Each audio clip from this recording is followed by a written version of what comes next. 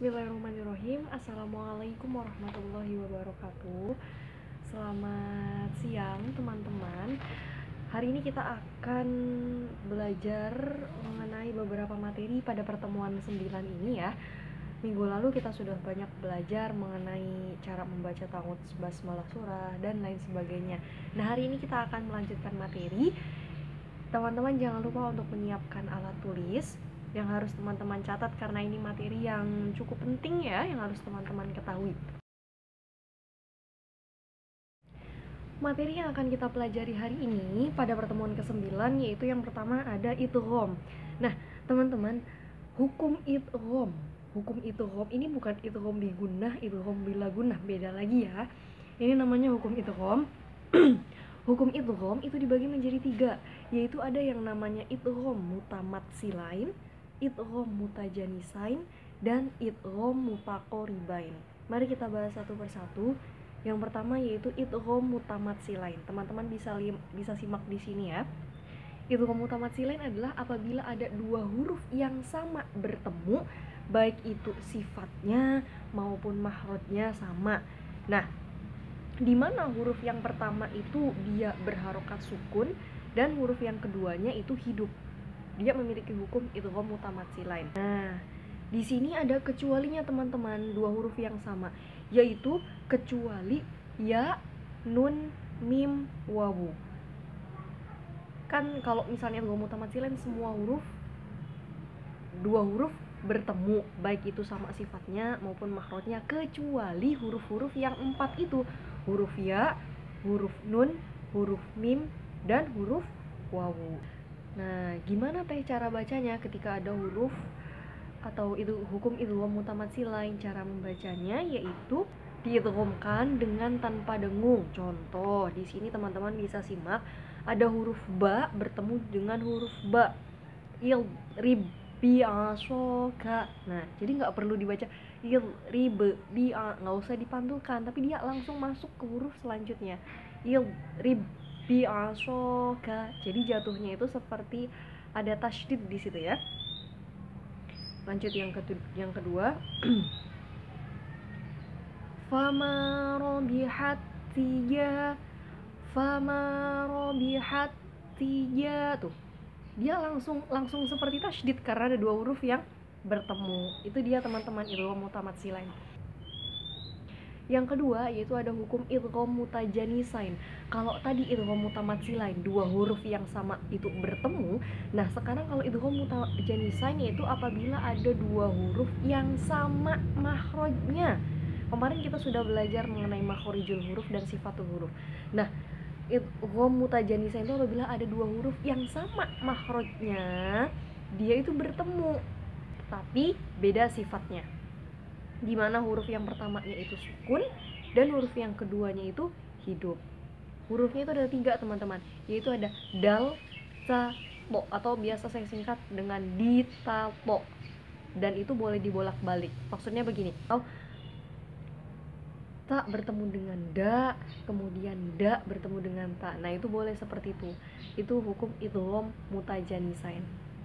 Contohnya di sini teman-teman, qolatbo, asli tulisannya kan qolatsbo. Nah, tapi nggak perlu qolatsbo karena saya katakan kalau misalnya hukum idgham itu dimasukkan qolatbo, jadi langsung ke huruf yang selanjutnya yang tidak sukun itu, qolatbo ifah.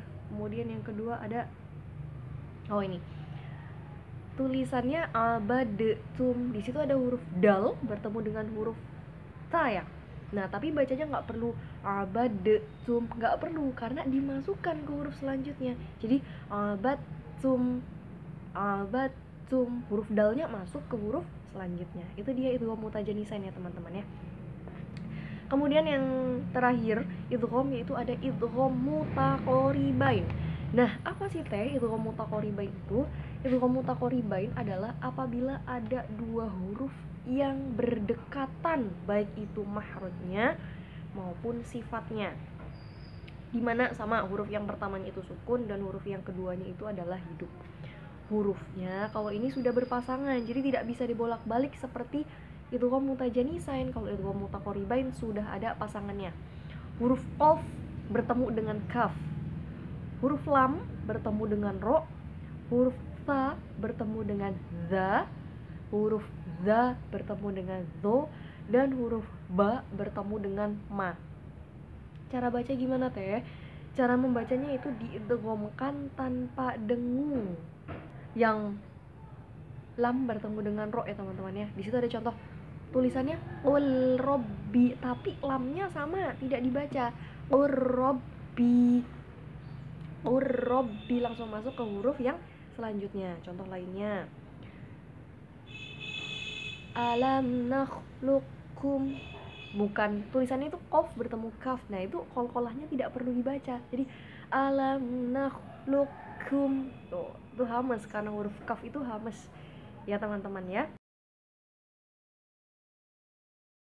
Baik teman-teman, materi yang kedua yaitu ada hukum ro. Nah ini penting sekali karena materi hukum ro ini cukup padat. Teman-teman harus mengetahui, kebanyakan dari kita ketika membaca Al-Quran itu seringkali kurang memperhatikan huruf ro. Padahal ketika kita membaca huruf ro itu berbeda loh antara ro yang berharokat fathah, ro yang berharokat kasroh, dan lain sebagainya. Nah mari kita kupas tuntas di sini ya teman-teman. Hukum ro itu ada 3 jenis.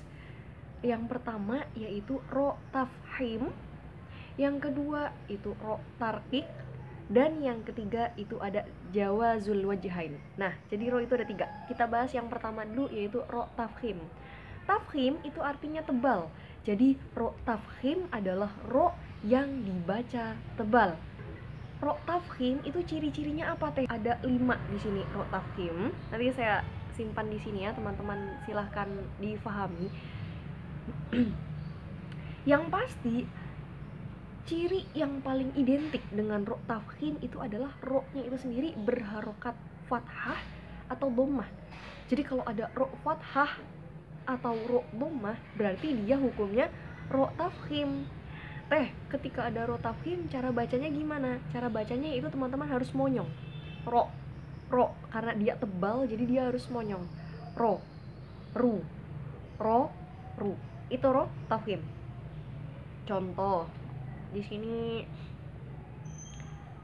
ruwaida, robbana, monyong dia cara bacanya ya. Nah itu untuk ketentuan yang pertama yaitu ro yang berharokat fathah atau dhammah. Ketika teman-teman menemukan ro tafkhim itu ada 5 ketentuan ya. Kemudian nih yang nomor 3, ketika ada ro yang berharokat fathah atau dhammah, sebelumnya itu ada huruf sukun, dan sebelum huruf sukunnya itu ada huruf yang berharokat fathah atau dhammah. Itu juga hukum ro tafkhim. Cara bacanya diingat-ingat, kalau tafkhim itu teman-teman harus monyong. Contoh al-umur, tuh endingnya itu harus monyong, jangan hanya al-umur. Nah itu belum tafkhim, tapi kalau tafkhim harus monyong, ujungnya itu harus monyong, diperjelas al-umur. Tuh dia menandakan bahwa dia oh iya tafkhim. Nah seperti itu teman-teman. Yang ketiga, kemudian yang keempat yaitu ketika ada ro yang berharokat sukun, sebelum ro sukunnya itu ada huruf berharokat kasroh, dan setelah ro sukunnya itu ada huruf isti'la. Nah ini ya huruf isti'la itu sifat huruf yang kita pelajari waktu awal. Nah di sini contohnya adalah kirtosin, tuh diperjelas. Kalau monyong dia yang jelas, jangan cuma kirtosin, itu bukan tafkhim. Tapi kalau tafkhim yang jelas kirtosin. Nah seperti itu teman-teman ya. Silakan teman-teman baca untuk ketentuan-ketentuan yang lainnya. Yang pasti yang paling identik dengan ro tafkhim adalah ro-nya itu sendiri berharokat fathah atau dhammah, itu harus monyong. Tapi teman-teman jangan mengabaikan ketentuan-ketentuan yang lainnya. Silakan dipelajari terlebih dahulu untuk ro tafkhim itu ya. Nah, yang kedua ada yang namanya ro tarkik. Kalau tafkhim mah tebal, nah kalau tarkik artinya tipis. Cara bacanya bagaimana teh? Cara baca ro tarkik, cara baca ro tarkik itu teman-teman harus senyum. senyum. Nah, identiknya ro tarkik itu ro-nya itu sendiri berharokat kasroh. Ri. Nah, ketika ri jangan hanya ri, tapi senyum, ri gitu. Kalau misalnya ro tafkhim dia monyong ya, ro, ru, tapi kalau ro tarkik senyum, ri, karena dia tipis. Contoh yang pertama yaitu ro-nya itu sendiri berharokat kasroh atau kasroh tain, yaitu husrin, tuh senyumnya jangan nanggung-nanggung ya teman-teman ya. Kemudian saya ambil contoh yang kedua di sini teman-teman bisa simak ya. Ketika ada ro sukun, nah sebelum ro sukunnya itu berharokat kasroh. Kalau tadi ro tafkhim mah ada ro sukun, sebelumnya itu ada fathah atau dhammah. Nah, kalau ro tarkik ada ro sukun, sebelumnya itu ada huruf kasroh. Contoh Fir'auna, fir, jangan cuma fir, tapi dipertegas senyumnya itu Fir'auna. Itu dia hukum ro tarkik. Masih ada beberapa ketentuan yang lainnya, itu teman-teman silakan difahami ya, dipelajari. Yang pasti ro tarkik itu dia tipis dan cara bacanya harus senyum. Nah, yang ketiga ini ada ro jawazul wajhain. Jawazul wajhain itu artinya adalah dua wajah. Artinya adalah huruf ro ini bisa dibaca tafkhim, bisa juga dibaca tarkik. Jadi bisa dibaca monyong, bisa juga dibaca dengan senyum. Nah, itu apa teh? Nah, ini ciri-cirinya itu ada satu nih. Ciri-cirinya itu ketika ada ro sukun. Sebelum ro sukunnya itu ada huruf yang berharokat kasroh, dan setelah huruf ro sukunnya itu ada huruf isti'la yang berharokat kasroh tain. Huruf isti'la itu ada di sifatul huruf, teman-teman silahkan cek lagi materi sifatul huruf. Huruf isti'la itu apa?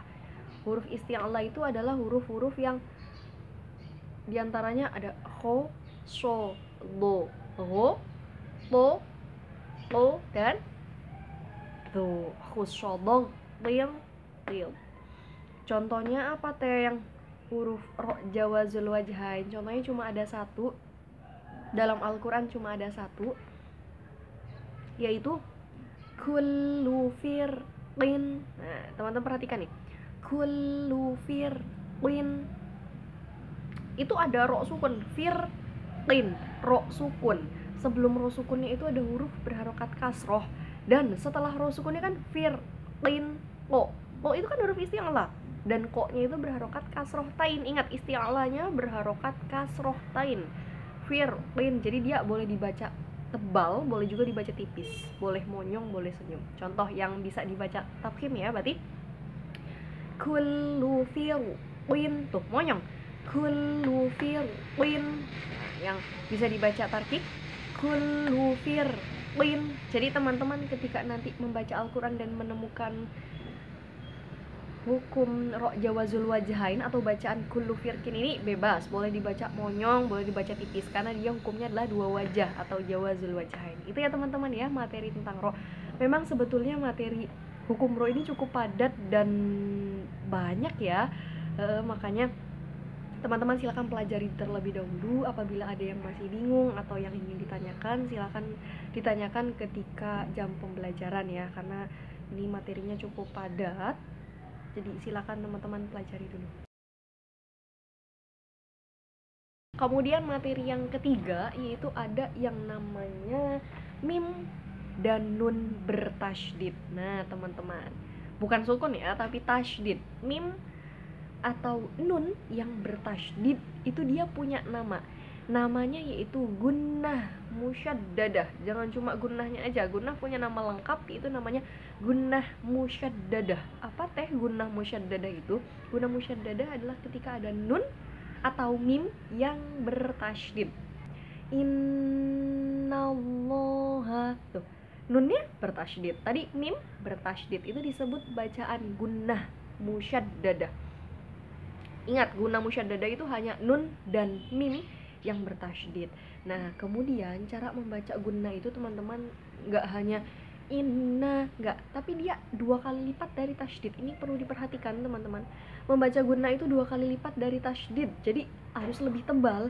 Inna a'boina, inna, tuh lebih tebal, nggak cuma inna, beda ya.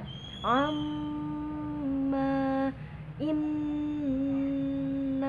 2 kali lipat dari tasydid. Itu dia hukum gunnah musyaddadah ya teman-teman ya. Jadi selama ini ketika teman-teman menemukan huruf atau bacaan gunnah kemudian cara membacanya masih seperti tasydid atau belum tebal, nah itu diperbaiki. Gunnah itu lebih tebal dari tasydid, jadi lebih lama ditahannya itu lebih lama. Inna lebih tebal karena dia. Itu dia hukum gunnah musyaddadah teman-teman. Lanjut ke materi selanjutnya, yaitu ada qalqalah. Qalqalah itu adalah guncangan teman-teman. Qalqalah itu artinya guncangan. Qalqalah dibagi menjadi 3 ya.